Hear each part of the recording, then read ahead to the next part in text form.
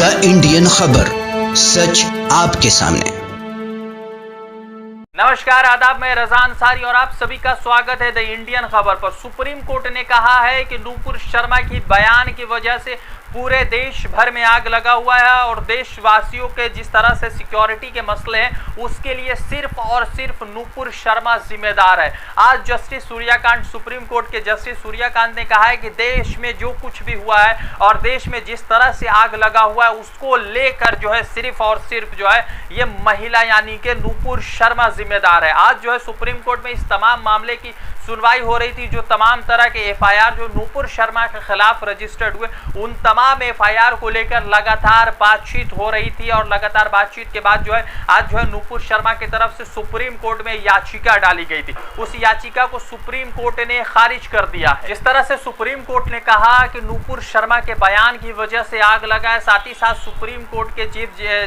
Court के justice Suryakant जी ने यह भी कहा है कि जो होस्ट कर रही थी नविका कुमार उनको भी जो है माफी मांगना चाहिए और उनके खिलाफ भी जो है एफआईआर रजिस्टर्ड होना चाहिए, क्योंकि इस तरह के जो प्रोग्राम को होस्ट करने से पूरे देश भर में आग लगा। यानी कि टाइम्स नाउ को भी जमकर फटकार लगाई और इस फटकार के साथ ही साथ नूपुर शर्मा से कहा है कि देशवासियों से माफी मांगा जाए। अब सवाल सबसे महत्वपूर्ण ये है कि वो लोग जो नूपुर शर्मा के समर्थन में खड़े हैं और वो लोग जो टाइम्स नाउ या नविका कुमार के समर्थन में खड़े थे, उन सभी लोगों के मन में एक सवाल पैदा हो गया कि किस तरह से वो जो है एक नफरत को जो है लगातार शेयर कर रहे थे। उदयपुर में जो कुछ हुआ वो बहुत गलत है, जघन्य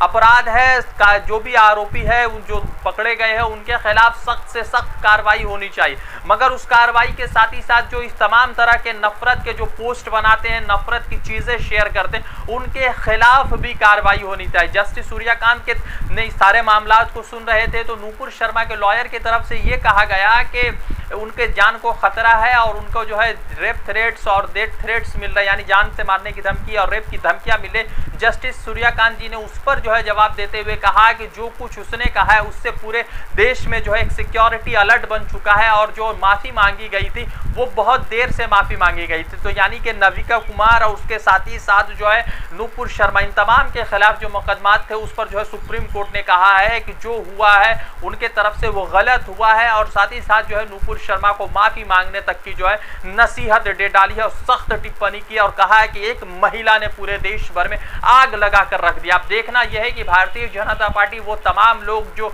ये कह रहे थे कि नूपुर ने हदीस से कहा, तो उन तमाम लोगों के मुंह पर एक जो है जोरदार जो है थप्पड़ा सुप्रीम कोर्ट ने मारा है और सुप्रीम कोर्ट की तरफ से आप देखते हैं कि जो सारा मामला जो याचिका था उसको भी खारिज कर दिया गया और कहा है कि हाई कोर्ट में आप इस मामले में अपील कीजिए। आप देखना यह है कि क्या सुप्रीम कोर्ट के बाद जो है नविका कुमार और उसके बाद जो है साथ ही साथ नूपुर शर्मा किस तरह से माफी मांगती है और क्या कुछ सामने आता है। रज़ान सारी की रिपोर्ट, द इंडियन खबर के लिए जुड़ते दूसरे अपडेट के साथ धन्यवाद। द इंडियन खबर, सच आपके सामने।